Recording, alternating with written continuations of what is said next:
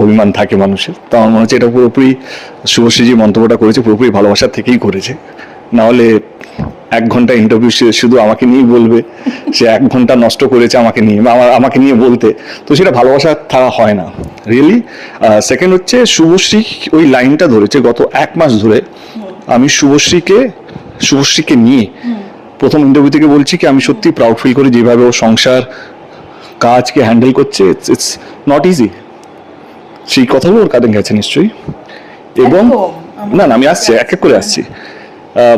ওকে আমি পুরো প্রমোশন জুড়ে সুপারস্টার মতনই ট্রিট করেছি, মানে 2টো ইভেন্ট ওনার সাথে গেছে, একটা ইভেন্টও সোলো করেছে।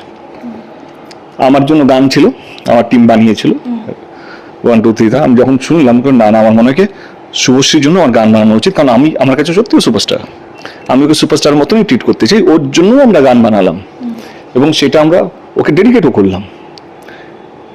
এইটা সম্মান নয়?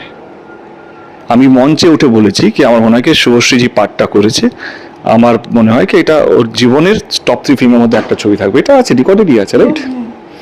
তো এবারে চলে আসি ওই প্রশ্ন, কিন্তু ওই আরেকটা কথা বলতে চাইছি, যে কোশ্চেনটা আমি করেছিল আমাকে প্রশ্ন করা হয়েছিল তো কি আজকে যদি 10 বছর পর আমি যদি ধূমকেতু করি তাহলে কি শুভশ্রী থাকতো? যেহেতু আমি প্রমিস করেছিলাম ওকে কি আমার প্রথম প্রোডাকশনে ও থাকবে, আমি সেখানে বলছি দুটো আলাদা প্রশ্ন, একদম কে কাস্টিং এ কে হবে আর আমার প্রমিসটা আলাদা। আমি কি বলেছিলাম 10 বছর আগে যেই শুভশ্রীকে আমরা খুঁজছিলাম, যে ক্যারেক্টারটা আমরা খুঁজছিলাম সেটা 10 বছর আগে ওর মধ্যে ফিট করছিল। আজকে যদি আবার কাস্টিং হয় আমার মনে হয় কি ওর জায়গায় যদি অন্য কেউ রোল যদি করতে পারে যে ওই ডিজার্ভিং হয় আমরা তাকে অ্যাপ্রোচ করব। এবারে যেহেতু প্রমিস রাখার কথা, প্রমিস কে একটার জনকে আমি কথা দিয়েছি, যেমন কৌশিক আমার ছবিতে আমাকে কথা দিয়েছি, কৌশিক অন্য কাস্টিং নিয়েছে, কৌশিক দায় সে আমাকে বলতেই পারে কে তুমি আমাকে কথা দিয়েছিলে, কে তুমি না দাদা বলো না কি করতে হবে। এবং আমরা প্রচুর অজস্র স্পেশাল গেস্ট অ্যাপিয়ারেন্স করে থাকি, কিন্তু সেখানে এটাও বলেছি আমি কি আমার যদি অন্য কোনো চরিত্র তাকে রিকোয়েস্ট করবো, তাকে বলবো, এটা পুরোপুরি তার ব্যাপার। এবং সেইখানে আমি একটা কথা বলেছি, আমি হয়তো দেবকেও রিপিট করতাম না, কে ধূমকেতু যদি আবার কাস্টিং করতে হয় সেখানে দেবের সেই ইনোসেন্সটাও নেই।